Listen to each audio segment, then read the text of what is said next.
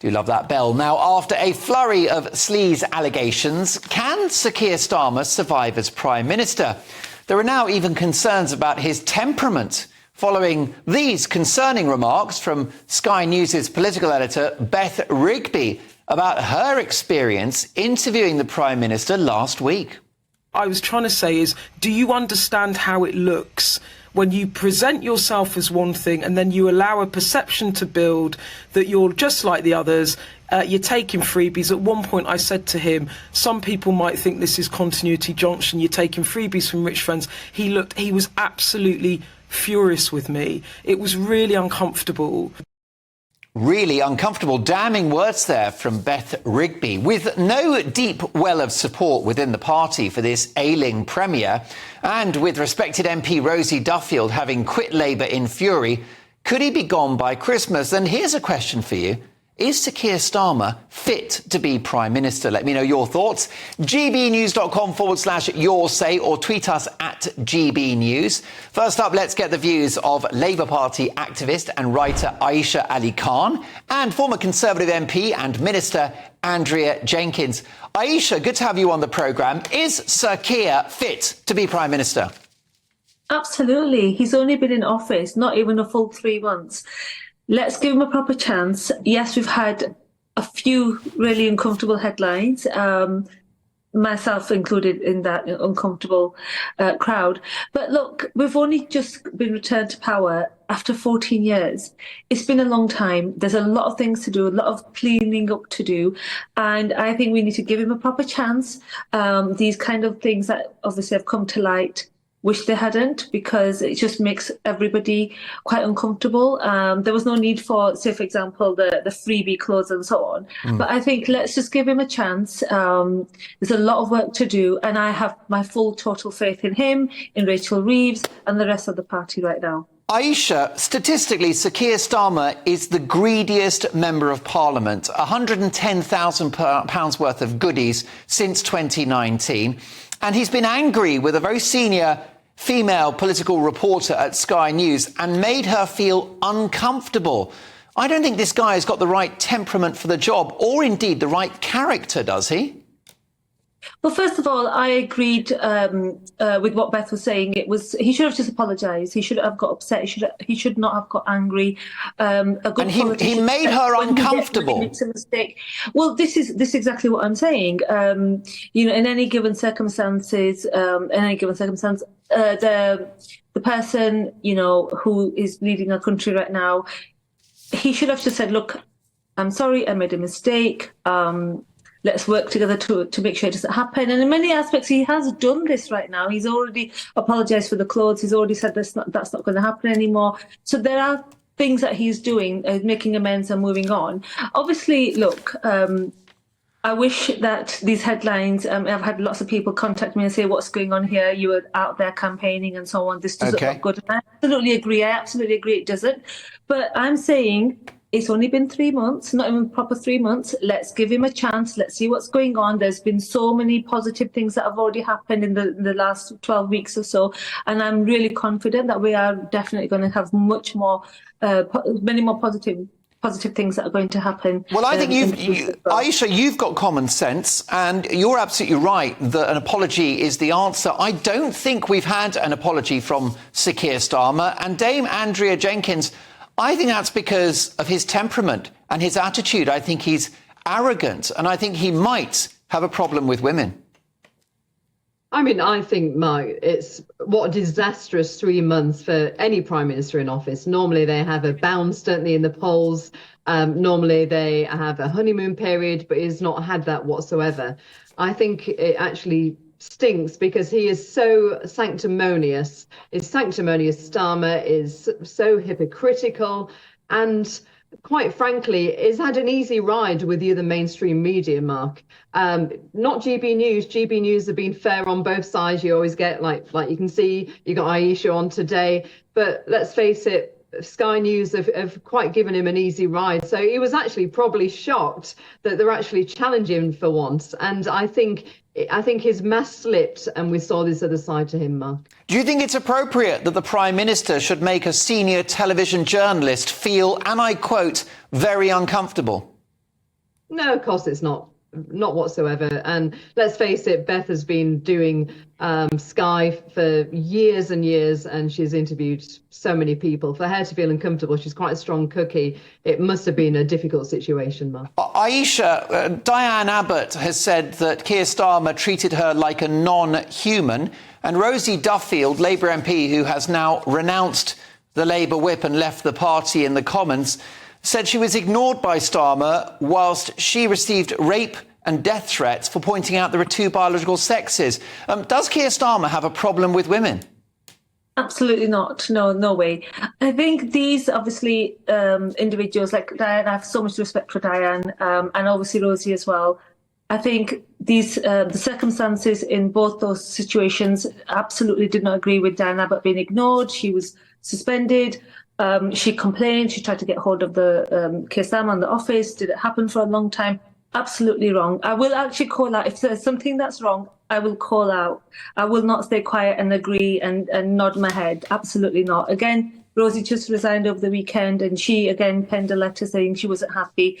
But my position is this: we have waited 14 years. As soon as we've returned to power, we've started making massive changes. I am a classroom teacher. I've already seen a massive change in what's going on in schools. But do you want 14 years with a Duff in charge? Let's face it, if he's incompetent, why would you want to keep him there? I don't think Keir Starmer is incompetent. I think he's showing, obviously, he's moving forward. He's got quite a tricky start to his leadership. There's been the £22 billion. What, it's self-inflicted, though, let's face it. Self-inflicted. Well, no, the 22 billion pounds was under your watch, was under the Tories' watch, and that's another massive issue. That half of that went to train drivers and junior doctors. Exactly. Sorry, I missed that. Half of that 20 billion went to train drivers and junior doctors. That's not that. I don't accept that at all. I think, and on the net zero agenda, what Miliband's pledged to.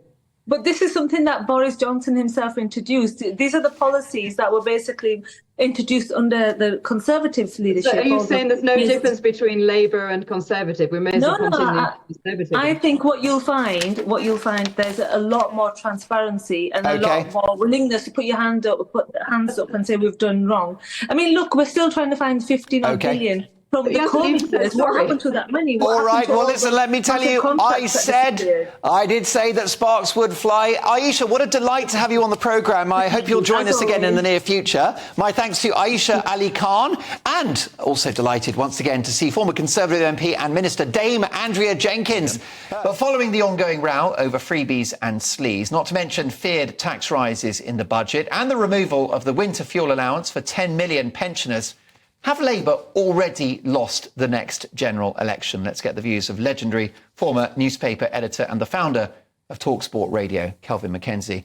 Kelvin, is Sir Keir Starmer's goose already cooked? Well, I think it's half cooked. I mean, you'd be a genius to forecast what was going to happen in 5 minutes' time in politics, let alone 5 years. But what is clear is that Starmer has poor political antennae. He's cunning, and he's not I find it impossible to understand why somebody who makes as much money as he does and a leading lawyer, why does he need 32,000 quid's worth of suits? If you bought them at M&S, top-of-the-range grey suit, not dissimilar from your own, right? Yes, you're welcome. Not Primark, how dare you? That would be 150 quid. That means he would buy 200 suits. So he clearly didn't do that. He probably bought 10 from Savile Row, right? Now, he's talking to the, quotes, poor all day long. This is what he thinks of the poor. He says, actually, you're poor and you're old. We're going to take 300 quid off you this year. And by the way, we're going to do it every year for the 5 years we're in power. So he has lost the old vote. The old vote in this country, as Cameron worked out, which was the only decent legacy, is massively important. So I would say that he will continue to make mistakes.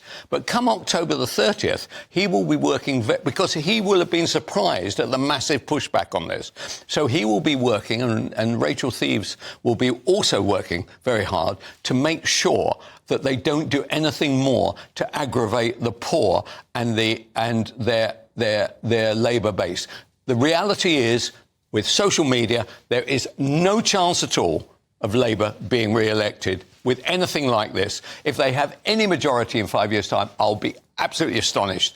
And Reform will be looking across Europe right now and watching whether it's in Netherlands or in Austria or in some of the German states. France. They will be, and France, they will be, so I'm Nigel Farage. I am saying to myself, this is my time. And the Tories should be very, very careful who they pick, because if they pick somebody, a Tugendhat, for instance, honestly, they will not only be... Centrist figure. A wet One Nation Tory. Yes, if they do that, they will be out not for 5 years, they will be out for the 10 that they fear. Now, Sir Keir Starmer will be very clear that he hasn't broken any rules, no law has been broken. And of course, Rachel Reeves has to have that rather brutal budget because of the financial hot mess left by the Conservatives.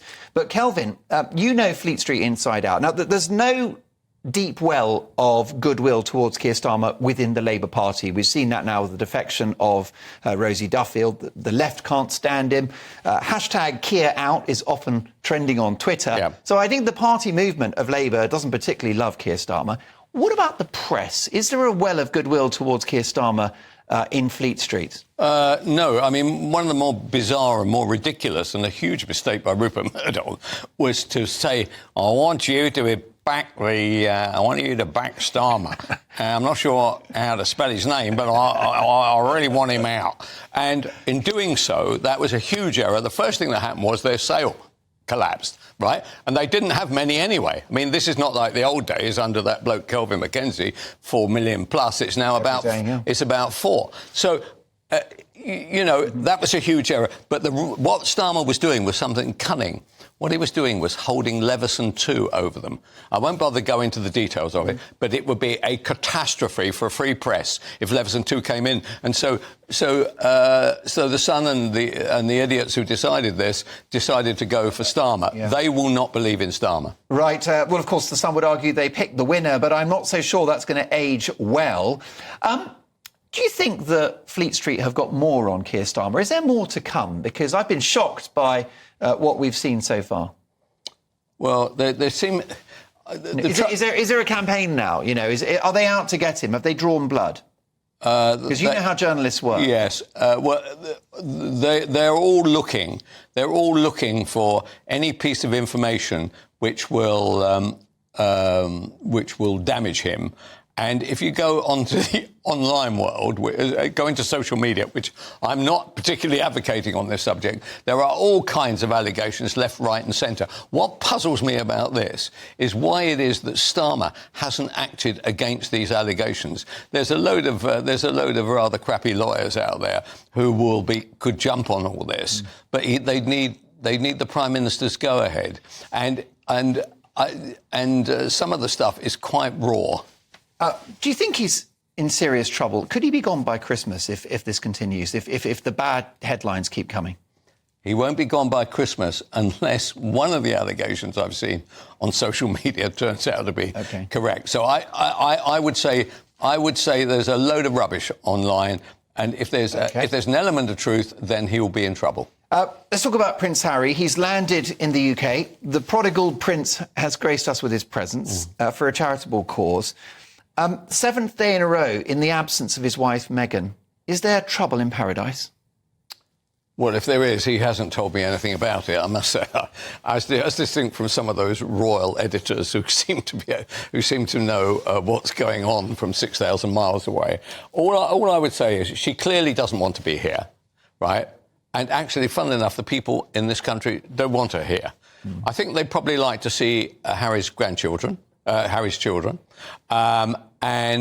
But this is a long, drawn-out kind of war, which all families have these issues. All families have these issues. The thing I would most like to see is actually Harry to go and see Kate, right, and see whether something could be done there. It's unlikely to be done with the brother. I mean, the father's got cancer, the sister-in-law's got cancer. It is incumbent on Harry to make the first move, right? He's the one who is not ill. And it's pathetic to see this kind of warfare paid out in public. There you go. A bit of tough love from the legendary Kelvin Mackenzie. Kelvin, catch up soon. Looking very well. What a sharp whistle you're wearing tonight. Blimey, I can smell the money from here. Now,